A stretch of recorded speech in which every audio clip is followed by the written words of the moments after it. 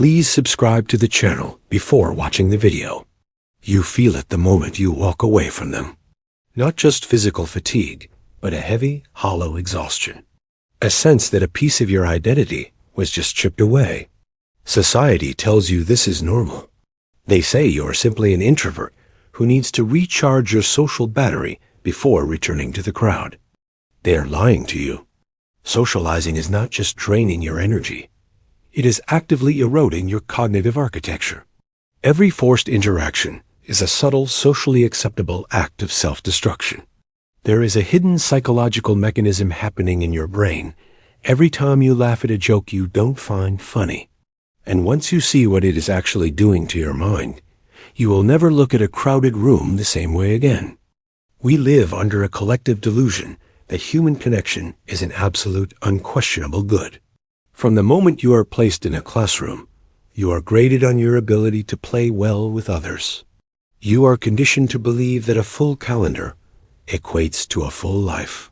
That isolation is a symptom of illness, and being highly social is the pinnacle of psychological health. Arthur Schopenhauer, the philosopher who dissected human nature without the comforting filter of optimism, understood the absolute danger of this lie over 2 centuries ago. He did not view the crowd as a source of warmth. He viewed it as a cognitive hazard. He observed that to exist within society, a person must necessarily forfeit a massive portion of their individual will. You cannot be fully yourself and simultaneously be palatable to the masses. The two states are fundamentally incompatible. Look closely at your own existence. Trace the outline of your days. How many hours this week did you spend contorting your personality to make someone else feel comfortable? How many times did you bite your tongue, dilute your opinion, or fake enthusiasm because the unwritten social contract demanded it? You think you are merely playing a game. You believe you can put on the mask for the dinner party, the office meeting, or the social gathering, and then take it off when you return home with the core of who you are remaining perfectly intact. But the human brain does not work that way. The mind is highly plastic. It adapts to the shape of the container it is forced into. When you constantly pour yourself into the shallow molds of social expectation, your intellect permanently loses its depth.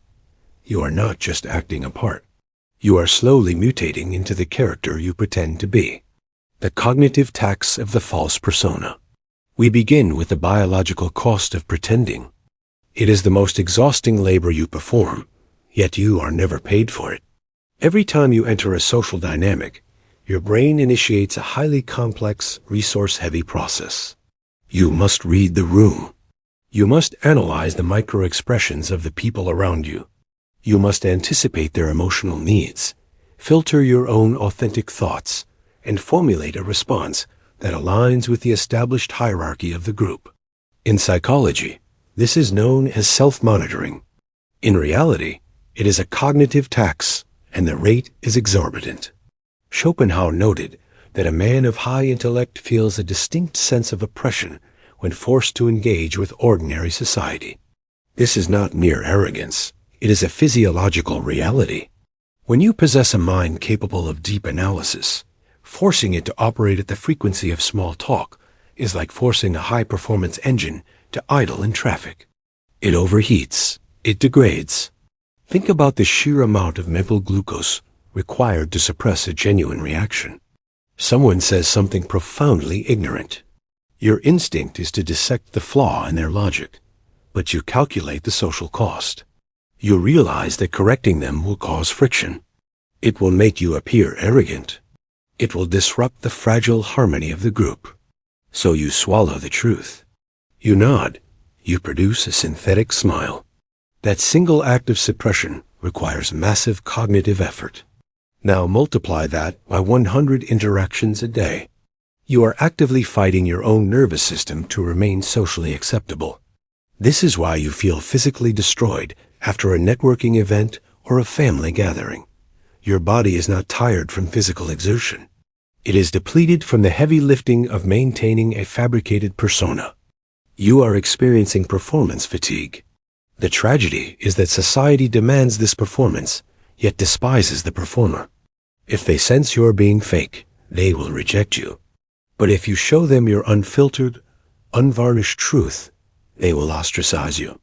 You are trapped in a double bind, forced to be an actor in a play where the script is constantly changing and the audience is inherently hostile to authenticity.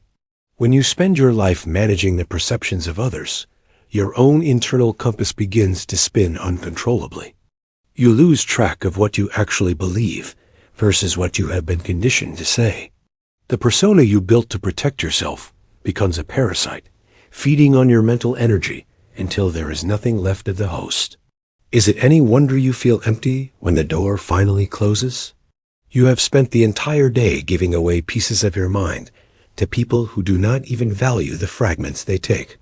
Why do we endure this? Why do we voluntarily walk into environments that strip us of our vitality? Because of a much darker, more insidious mechanism at play, the contagion of the collective mind. This is the psychological reality that civilized society tries desperately to hide. Stupidity is contagious, and mediocrity is a highly transmissible disease. Schopenhauer stated it with brutal clarity. To match the others, he has to shrink himself. When you enter a group, a psychological leveling occurs. A group of humans does not operate at the intellectual capacity of its smartest member. It operates at the emotional frequency of its lowest common denominator. This is a survival mechanism encoded in our DNA. To maintain group cohesion, outliers must be brought to the center. If you bring a complex, nuanced thought into a crowded room, it will be rejected. Not because it is wrong, but because it requires too much energy for the collective to process. The crowd despises complexity. It demands simple narratives, recognizable emotional reactions, and predictable scripts. When you socialize extensively, your mirror neurons, the biological hardware designed to help you empathize and adapt, force you to synchronize with this lower frequency. You begin to adopt the anxieties of your peers. You start caring about the trivial dramas that consume their days. You find yourself outraged by the manufactured controversies they discuss. You are absorbing their mental state. You are being infected by their lack of depth. Consider the historical example of the courtier. Throughout history, the men and women who surrounded kings and queens were often highly educated, brilliant individuals. Yet their entire existence was reduced to managing the petty egos of the royal court. They spent their days interpreting whispers, calculating bows, and engaging in intellectual suicide to ensure they did not outshine the monarch. Over time, their brilliant minds atrophied. They became exactly what they pretended to be, hollow, paranoid echoes of power. You are acting as a courtier to the modern crowd. Every time you engage in a shallow conversation just to pass the time, you are actively degrading your neural pathways. You are training your brain to focus on the trivial. You are teaching your mind that depth is unnecessary. This is the true danger of over-socializing. It is not just that people waste your time. It is that they alter your baseline of reality. They pull you into a shared hallucination where the mundane is treated as profound and the profound is treated as awkward. If you spend enough time around people who do not read, who do not think critically, and who exist entirely on the surface of life, you will slowly begin to doubt your own intellect. You will start to wonder if your desire for deep meaning is actually a flaw. You will shrink your vocabulary. You will dull your edge. You will amputate the best parts of your mind so that the pieces fit neatly into the puzzle of the group. And the most terrifying part, you will do it willingly because the biological urge to belong is stronger than the intellectual desire to be free. How long can you hold your breath underwater before your lungs force you to inhale? How long can you exist in a shallow culture before you start breathing in the mediocrity? The atrophy of autonomy. We have established that the crowd drains your energy and lowers your intellect. But it also steals something far more critical, your ability to direct your own life. Autonomy is the highest expression of human power. It is the capacity to sit quietly, formulate a desire, and execute a plan without requiring external validation. It is the sovereignty of the individual will. Socializing, particularly in its modern hyper-connected form, is the absolute enemy of autonomy. Think about the constant barrage of digital and physical social demands. Your phone buzzes. A friend wants to vent. A colleague requests an unnecessary meeting. An acquaintance invites you to an event you have no desire to attend. Every single one of these interactions is an anchor hooked into your attention, dragging you away from your own internal North Star. When your mind is constantly subjected to the input of others, you lose the capacity for sustained original thought. You become a reactionary machine. You wake up and immediately your brain is hijacked by the opinions, demands, and crises of the collective. You spend your day responding to their stimuli. You are playing defense in a game you never chose to enter. Cal Newport touches on this in his analysis of the modern attention economy, but the psychological implications go much deeper than just losing productivity. When you outsource your attention to the social sphere, you lose your internal monologue. Have you noticed how uncomfortable people are when they are cut off from communication? Put an average person in a room alone for an hour with no phone, no internet, and no one to talk to. They will begin to panic. They will experience physical symptoms of withdrawal. Why? Because they have used socializing as an anesthetic. They use the noise of other people to drown out the terrifying realization that they have no original thoughts of their own. They require constant external input to confirm that they exist. They text, they post, they talk, not to communicate information, but to ping the environment like a bat using sonar, desperately waiting for an echo to prove they are real. If you cannot sit in a room by yourself and generate your own mental stimulation, your mind is already colonized. Schopenhauer believed that true freedom is only possible in absolute solitude, because only when you are entirely removed from the expectations and judgments of others can your will operate without friction. When you socialize, you are constantly negotiating your desires. You want to go left, the group wants to go right. To maintain the connection, you compromise. You go straight. You end up somewhere neither of you wanted to be. Apply this to the macro trajectory of your life. How many of your goals are actually yours? How many of your desires were implanted by the social circles you frequent? Did you want that career, or did the group deem it prestigious? Do you actually care about that political issue, or are you just echoing the outrage of your peers to signal your allegiance? When you socialize relentlessly, you become an amalgamation of the 5 people you spend the most time with. You are a psychological Frankenstein's monster, built from the discarded opinions and borrowed desires of your associates. You trade your unique destiny for the comfort of the herd. But what happens when the herd walks off a cliff? The anatomy of social exhaustion. Let us strip away the philosophy for a moment and look at the cold clinical reality of what happens to your body when you force yourself to socialize against your will. The exhaustion you feel is not a metaphor. It is a severe physiological response. When you enter a complex social environment, your amygdala, the threat detection center of your brain, is highly activated. You are surrounded by unpredictable variables. Other humans are the most dangerous predators on the planet, and your nervous system knows this. Even in a polite setting, your brain is tracking hierarchical threats, potential conflicts, and social standing. If you are highly perceptive, you are processing a massive amount of nonverbal data. The slight shift in someone's tone, the passive-aggressive compliment, the subtle exclusion from a conversation. Your body registers this social friction as a literal threat. It triggers the release of cortisol, the stress hormone. Your heart rate elevates slightly. Your breathing becomes shallower. You enter a mild state of fight or flight. But society dictates that you cannot fight and you cannot flee. You must sit there, smile, and engage in the dialogue. So your nervous system defaults to the third trauma response, thorn. Thorning is the act of aggressively people-pleasing to neutralize a perceived threat.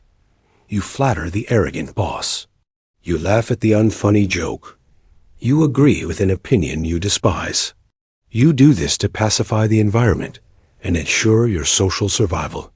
We have normalized this biological trauma response and called it having good manners. Over time, this constant spiking of cortisol and the suppression of your natural instincts leads to profound cognitive fatigue. Studies published in medical journals examining social overstimulation show that forced interaction literally depletes the executive functioning of the prefrontal cortex. This means that after a heavy weekend of socializing, your brain physically loses its ability to make complex decisions, regulate emotions, and focus on difficult tasks. You have fried your own circuitry just to prove you are a team player. You are treating your brain like a battery that can be infinitely drained and recharged. But cognitive reserve is finite. Every hour you spend navigating the treacherous, exhausting waters of human ego is an hour of high-level intellectual processing you can never get back. You are burning the fuel meant for building your empire just to keep the people around you warm. And for what? What is the actual return on this massive investment of your life force? The illusion of companionship. This brings us to the most painful realization of all. The reason you subject yourself to this mental degradation is because you believe it cures loneliness. You believe that being surrounded by people is the antidote to feeling isolated. It is the exact opposite. Schopenhauer observed that true loneliness is not the absence of people. It is the absence of understanding. Being alone in a room is peaceful. Being in a room full of people who fundamentally misinterpret who you are is the most profound loneliness a human being can experience. When you socialize constantly, you attract people who like the mask you wear. They become attached to the accommodating, agreeable, diluted version of you. They call you a friend, but they do not know you. They know the avatar you created to survive them. Therefore, every time they praise you, every time they invite you out, it feels hollow because your subconscious knows they are not applauding you. They are applauding the performance. This creates a terrifying psychological trap. You cannot drop the mask because if you do, they will leave. But as long as you wear the mask, you feel entirely unseen. You become a prisoner in a cage of your own design, surrounded by wardens who call themselves your friends. This is the illusion of companionship. It is a transaction where you trade your authenticity for the mere presence of warm bodies. Think of the people you consider your closest circle. If you were to speak your absolute unvarnished truth today, if you revealed your darkest ambitions, your true opinions on their choices, your actual perspective on the world, how many of them would still be standing beside you tomorrow? If the answer is none, you do not have friends. You have hostages, and you are holding yourself hostage alongside them. The great minds, the strategists, the outliers, they do not fear isolation. They weaponize it. They understand that to be exceptional, you must be willing to be misunderstood by the ordinary. They do not seek companions. They seek equals. And if equals cannot be found, they prefer the quiet dignity of their own company to the exhausting theater of the crowd. Are you beginning to see the architecture of the trap? The more you socialize, the more you dilute your intellect. The more you dilute your intellect, the more you require the crowd to validate your existence. It is a downward spiral designed to keep you trapped in the center of the bell curve, harmless, exhausted, and easily controlled. The weaponization of distance. To stop the bleeding, you must radically shift your relationship with society. You must transition from being a passive participant to a ruthless curator of your own environment. This does not mean retreating to a cabin in the woods and never speaking to another human being.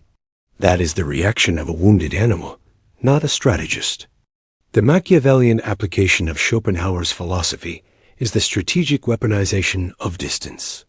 You must view your mental energy as the most valuable, scarce resource on earth. You do not give it away for free. You do not let people extract it simply because they are bored and want to talk. You create boundaries made of iron. When you limit your availability, an interesting psychological phenomenon occurs. The law of scarcity takes effect. People begin to value your presence precisely because they cannot easily obtain it. When you are always available, you are treated like a public utility. When you are rarely seen, you are treated like a luxury. But the true benefit is not how they perceive you. It is what happens within your own mind. When you pull back from the constant noise, the mental fog begins to lift. The cortisol levels drop. The mirror neurons stop firing erratically, trying to synchronize with the chaos of the crowd. In that newly acquired distance, your original thoughts begin to resurface. The opinions you buried to keep the peace start to demand attention. The ambitions you scaled back because they intimidated your peers begin to stretch their legs. You begin the painful, glorious process of remembering who you actually are. This requires an immense tolerance for being disliked. When you stop returning texts immediately, when you decline invitations without offering a fabricated excuse, when you refuse to engage in the petty gossip that fuels the group chat, they will turn on you. They will call you arrogant. They will say you have changed. They will accuse you of thinking you are better than them. Let them. Their anger is simply the frustration of a parasite that has been cut off from its host. Do not attempt to explain your withdrawal to them. Logic cannot penetrate a mind dedicated to its own distraction. Respond to their accusations with calm, unbothered detachment. Your lack of reaction will terrify them more than any argument ever could. It signals that their judgments no longer hold any currency in your reality. You have stepped off their playing field entirely. This is where you forge true mental invulnerability. When you no longer fear the rejection of the crowd loses all its leverage over you. You become unmanipulatable. You become sovereign. You are no longer reacting to the world. The world must now adjust to the space you carve out. This is the path of the outlier. It is a path characterized by long stretches of solitude, intense periods of deep focus, and social interactions that are chosen entirely on your terms. You socialize not out of obligation, not out of a desperate fear of loneliness, but out of deliberate choice. And when you do engage, you bring the full force of a rested, sharp, uncompromising mind to the table. You do not mirror them. You compel them to react to you. The destruction of your mind was happening so slowly, you mistook it for growing up. You thought the exhaustion was just the price of doing business in the modern world. Now you possess the lens to see it clearly. Every room you enter is an exchange rate. What are you paying, and what are you getting in return? You have the power to stop the transaction at any moment. You have the authority to stand up, walk out of the room, and close the door behind you. And when that door finally closes and the noise of the world is completely shut out, who is actually left standing there? If the answer scares you, it means you have work to do. YouTube has officially demonetized this channel to sanitize your mind. They are terrified of this knowledge. I refuse to bend to advertisers. Instead, I am doubling down. But I can't fight them alone. I need your support to keep this channel and this mission alive. Click the link in the description and join me on Patreon. You'll instantly unlock the raw, unfiltered, members-only videos, exclusive audio podcast, and forbidden psychological blueprints they won't let me publish here. Most will go back to sleep. Don't be like them.